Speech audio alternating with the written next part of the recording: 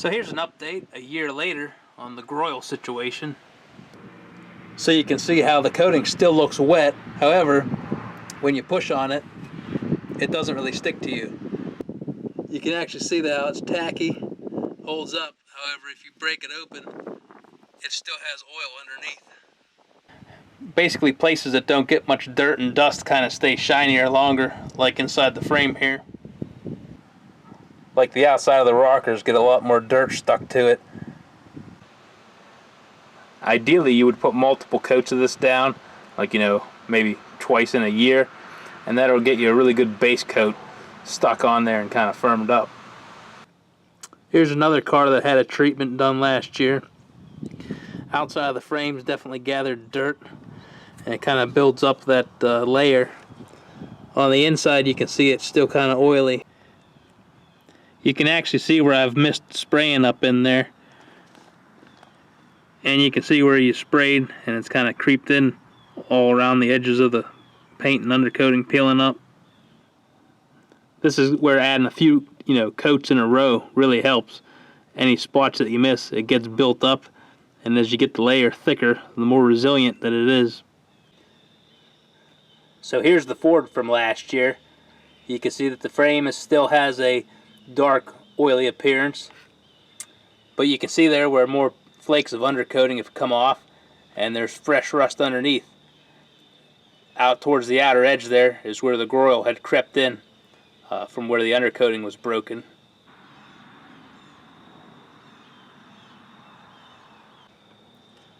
The hardest areas to keep covered are these wheel arches here. Now ideally you'd have a shroud or something to keep all the constant wash from getting to it, but we don't on this truck, and that's where we're going to try some of the heavier formula. Time to cook up another batch. Now, one thing I have noticed, I think that a thicker mixture here, maybe with a little bit more grease than the original formula, helps when you're putting undercoating onto a smooth surface or like a painted frame, The original is a bit thinner, and it kind of grabs on all that rusty scale that's on your frame or body or whatever. If it's too shiny and smooth, it has a tendency to almost kind of like run off and sag.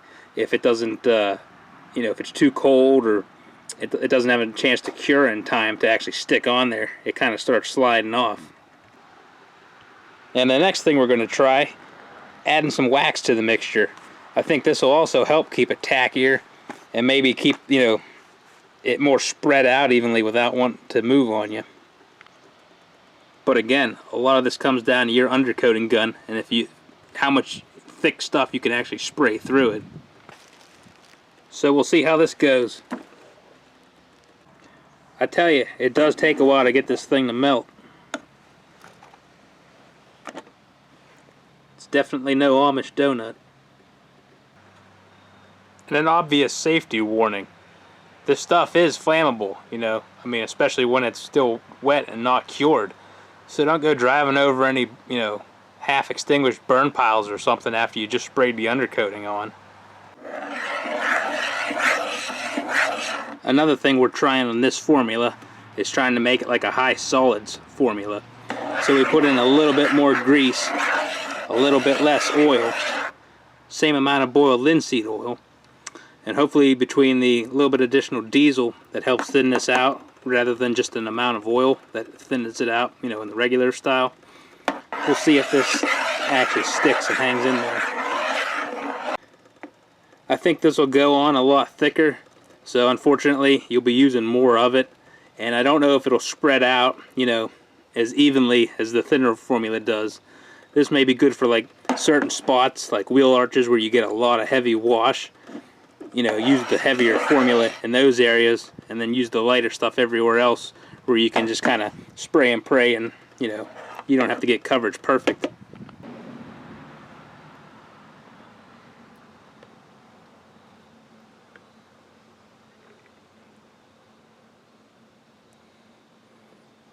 Now I just use a cheap undercoating gun.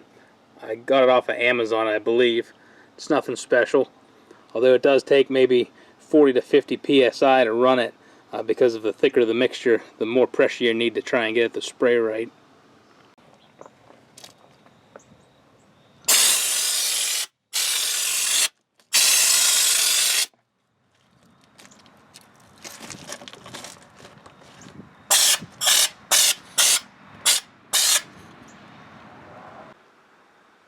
So time will tell how the toilet bowl Groil holds up.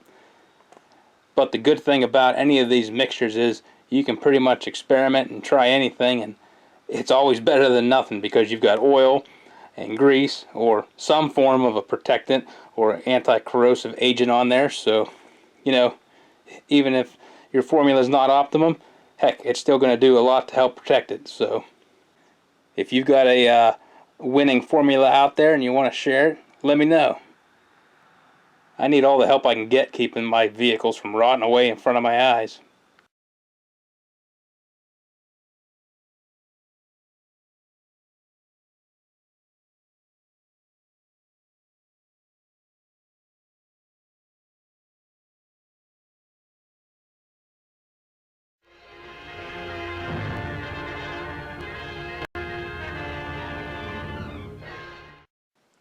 Now comes the portion of the show where we teach you to know your enemy.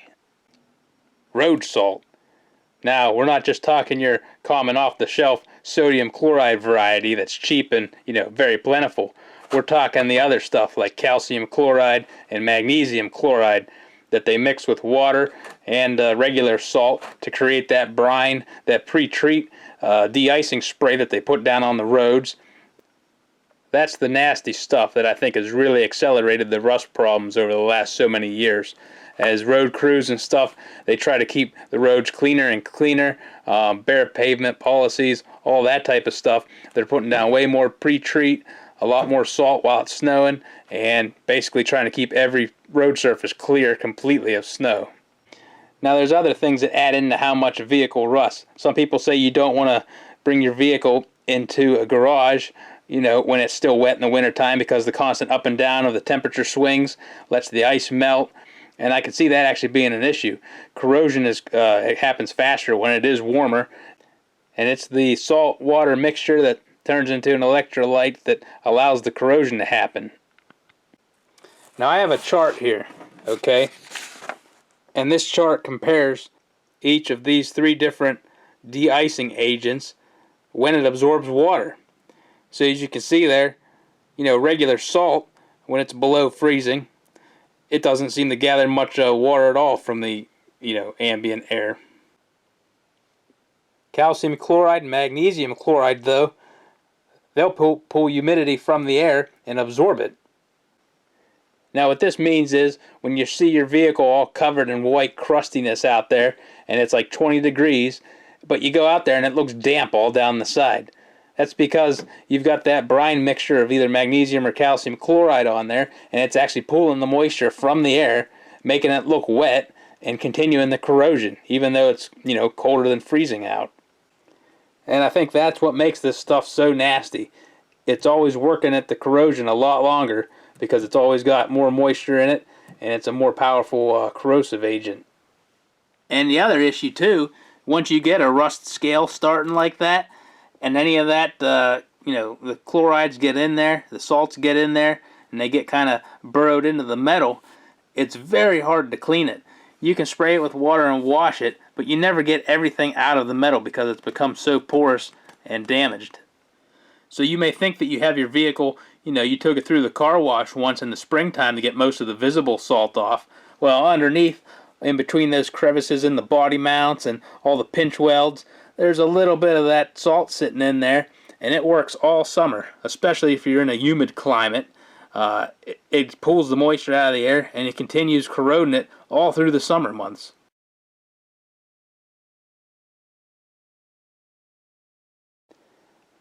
So say you just drive a vehicle one time through a couple hours of nasty, salt, wet roads, there's a good chance that you're never going to get all of that salt out of every part of that vehicle ever again.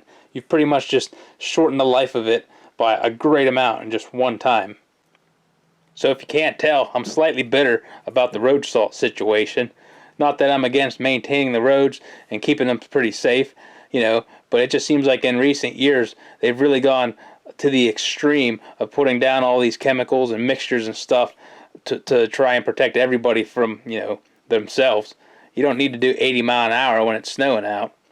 And I'm sure there's a lot of consequences against all these chemicals and the salts and stuff running off into the streams, and the fields and everything else. I mean, you know, people worry about a couple of drops of oil getting into the environment where they dump literally tons and tons of salt into it every year.